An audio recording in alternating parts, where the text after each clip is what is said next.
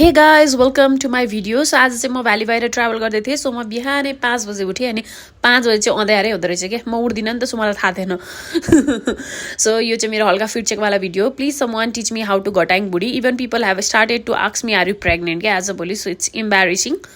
So म त्रिभुवन विमानस्थल हुँदै चन्द्रगढी विमानस्थल गएँ अनि त्यसपछि अटो लिएर म बिर्तामोडसम्म गएँ अनि त्यसपछि गाडी लिएर म दमकसम्म गएँ लोकल बसमा होइन। अनि बिर्तामोडको झापाको स्पेसियालिटी चाहिँ मलाई कस्तो लाग्छ भने हरेक घरमा दुईटा सुपारीको रुख चाहिँ हुन्छ। इट्स ब्युटी अफ झापा क्या।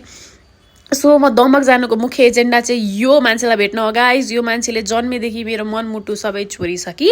त्यसपछि म त्यहाँ खानासाना खाएँ, एकछिन इन्जोय गरेँ अनि फेरि म बिर्तामोड फर्केँ। खासमा मेरो आज बिर्तामोड बस्ने प्लान थियो, बट गर्मीले म यति आत्तिएँ कि I decided to go to Kanyam. त्यसपछि म चाराली आएँ। यो चाहिँ बिर्तामोडको टी गार्डन हो होइन। अनि चारालीमा यो नभरि चाहिँ हिँडाउँदैन रहेछ क्या। I waited for around like 40 minutes. त्यसपछि हामी चारालीबाट कन्यामतिर लाग्यौँ अनि जति माथि गयौँ त्यति हुस्यो क्या। So I was like prepared कि मैले केही पनि भ्यू देख्नेवाला छैन अनि भयो पनि त्यस्तै, मैले केही पनि भ्यू देखिनँ। तर त्यहाँ गइसकेपछि इस्कुसको मोमो नखाने कुरा हुँदैन। सो फर्स्ट खाइयो टन्न इस्कुसको मोमो खाएँ अनि चिया खाएँ अनि चाउचाउ अन्डा खाएँ मैले होइन। अनि त्यसपछि होटल चेक इन गरेपछि चाहिँ होटलबाट चाहिँ अलिकति राम्रो भ्यू देखेको थियो क्या। अनि सो त्यहाँनिर अलिकति त्यो पछाडि गएर अलिकति इन्जोय गरेँ म। अनि यता राम्रो भ्यू देखियो, कन्यामतिर पनि देखिहाल्छ कि भनेर म फेरि हिँडेँ क्या कन्यामतिर। तर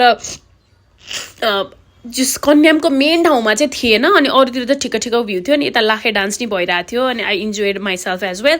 यो चाहिँ म कन्याम गएको प्रुफ हो गाइज। म गएको थिएँ, भ्यू राम्रो आएन। So yes that's it. Thank you for watching.